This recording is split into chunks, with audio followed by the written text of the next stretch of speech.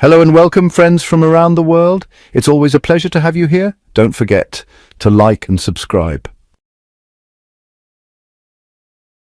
Russian intelligence leaks suggest that Tel Aviv is preparing to strike Iran again, while Iran halts cooperation with the International Atomic Energy Agency and declares its continued development of its nuclear program. Tel Aviv has made it clear a ceasefire with Tehran doesn't mean the war is over. Trump stirs controversy, claiming, "I saved the Iranian supreme leader from a horrible and humiliating death," and said the United States would lift sanctions on Tehran. But Khamenei mocked Trump, saying that Iran's surrender is bigger than him, and that his words are a joke. Meanwhile, the United States reportedly lost a terrifying percentage of its THAAD missile stockpile in the recent Iran-Israel conflict.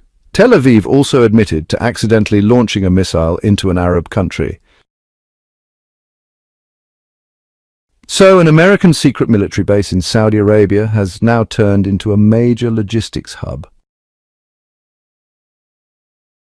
Netanyahu is holding intensive consultations under international pressure about a ceasefire in Gaza, while, Trump announced a timeline for the ceasefire.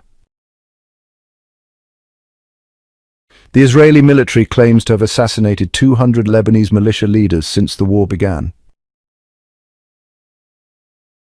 In the broader picture, Washington is eyeing a massive deal with India and China and claims to have complete influence over the EU.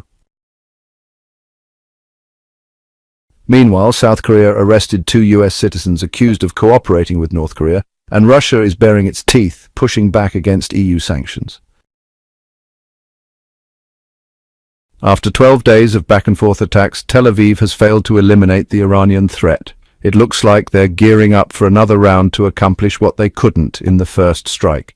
According to Reuters, Israeli Defense Minister Israel Katz has ordered the army to prepare new plans against Iran, including maintaining air superiority, halting Iran's nuclear and missile programs, and responding to what he called hostile Iranian activities. He stressed that Operation Rising Lion was just the beginning of a new strategy after the events of October 7th, and that immunity is over. In response, Iranian government spokesperson Fatemeh Mohajerani said the nuclear program will continue peacefully, reflecting the people's will. She mentioned that Iran's cooperation with the IAEA will take a new form. Soon after, Iran's parliament officially cut ties with the IAEA, accusing its director of helping pass a politicized resolution and facilitating Israeli-American strikes on Iranian nuclear sites. Iran's foreign minister emphasized their right to defend sovereignty, while Israel's foreign minister accused Iran of misleading the international community and hiding nuclear activities. Israeli media quoted a senior official saying their strikes targeted IRGC forces and Iranian nuclear scientists, and warned of more strikes if the threat continues. In a surprising twist, Iran's Fars news agency denied reports that Israeli commandos entered the Fordow nuclear facility, calling it a media hoax meant to boost the enemy's image. They also rejected Trump's claims that Mossad infiltrated and filmed the aftermath of the strike, saying the circulated footage is fake and that the site had already been evacuated before the attack. Local Iranian media said the facility is heavily guarded, making any breach virtually impossible. Israeli politician Avigdor Lieberman said that a ceasefire with Iran is not a peace deal and that Iran plans to rebuild its nuclear program, noting they don't forgive and they don't forget. According to the Israeli newspaper Haaretz, an official from the Home Front Command said the Iranian missiles that hit Tel Aviv had similar impact to the ones Israel used against Lebanon. In another bold statement, Trump claimed he saved Khamenei's life but got no thanks. He said he cancelled any plans to ease sanctions after Khamenei's comments, calling Iran a collapsed nation with a broken army and a wrecked economy, and described Iranians as always being angry and hostile. When asked about secret nuclear sites in Iran, Trump downplayed the issue, saying, "I'm not worried. The Iranians are exhausted, and so are the Israelis. Both sides want to end this. That's a clear signal he wants to de-escalate." Khamenei hit back, saying Iran's surrendering is too big for Trump, and mocked his remarks as laughable. Meanwhile, Israeli media reported that the United States used up about 1/5 of its global THAAD stockpile in just 11 days defending Tel Aviv. Channel Kan also reported that an Israeli aircraft accidentally launched a missile into an Arab country, likely Jordan, but fortunately there were no casualties or damage.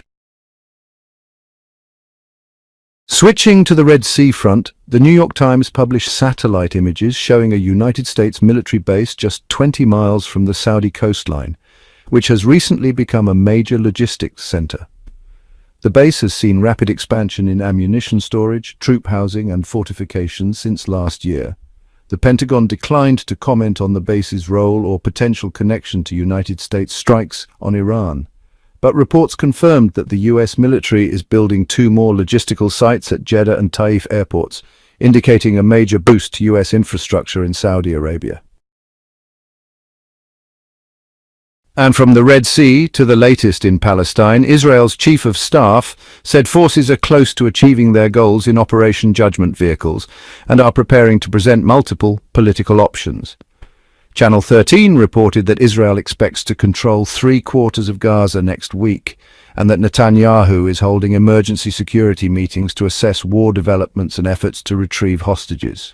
Progress is possible in prisoner swap talks, as another session is expected Monday.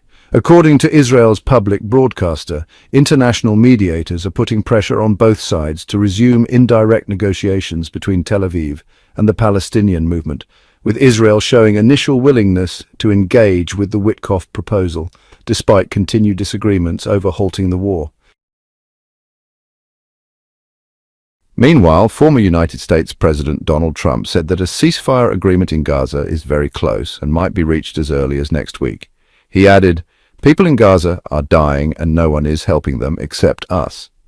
Trump emphasized that he wants to solve global conflicts, even those that don't directly involve the United States, and stressed the need for humanitarian action to end suffering in Gaza. On the ground, there was a near miss for the Al Hadath news crew. In a tense field development, a crew from Al Hadath, which is an Arabic outlet, narrowly escaped a direct attack on their vehicle in central Gaza. Fortunately, no one was injured. It's suspected it may have been friendly fire. From Gaza to the Lebanon-Israel front, Israeli Channel 2 reported that over 200 members and commanders of Lebanese factions have been eliminated since the ceasefire 7 months ago, with 13 killed in the past 2 weeks alone. In domestic news, Trump hailed a recent US Supreme Court decision as a historic win for the Constitution and the rule of law. He praised the ruling for limiting left-wing judges' interference in presidential powers, saying it would allow him to move faster on his agenda. He also mentioned the possibility of a trade deal with India and said that US-China relations are improving. Trump revealed that Putin reached out to him about Iran, and he's called on Russia to help with the Ukraine file. He also criticized Canada over its new digital tax, threatening to impose tariffs within a week. As for the European Union, Trump said EU countries are now dealing more fairly with the US, adding that Washington holds more cards than they do. In South Korea, 6 Americans were arrested over bottles sent to North Korea. On the international front, South Korean police arrested 6 US citizens who tried to send plastic bottles filled with rice, US dollars and Bibles to North Korea by sea. The incident happened near Gangwon Island, close to the North Korean border. According to Yonhap news agency, the group had tried to launch around 2,300 bottles from a restricted area, where all leaflet or aid launches toward Pyongyang have been banned since November last year. They were reported by a coastal military unit. Russia roars back at the EU, saying, "Your strikes will come back to haunt you. Russia is showing its teeth again." President Vladimir Putin responded to the EU's latest sanctions by saying they won't really harm Russia, but will worsen Europe's own economy, especially France's. Putin announced that Russia plans to reduce defense spending over the coming years, although a final agreement on that hasn't been reached yet. He stated that 6.3% of Russia's GDP, roughly 13.5 to 15 trillion rubles out of a total 223 trillion, goes to the defense sector. Russia's UN envoy slams Zelensky, calling him politically dead. In a bold statement, Russia's UN ambassador Vasily Nebenzia said that Ukrainian President Volodymyr Zelensky is politically finished. He predicted that Zelensky will eventually face accountability for stolen funds and the anger of a betrayed public. In an interview with RT, Nebenzia claimed Zelensky is clinging to power and avoiding elections out of fear of the consequences. And finally, thank you for watching. Don't forget to follow S News. Check out our next videos and support us by liking, subscribing and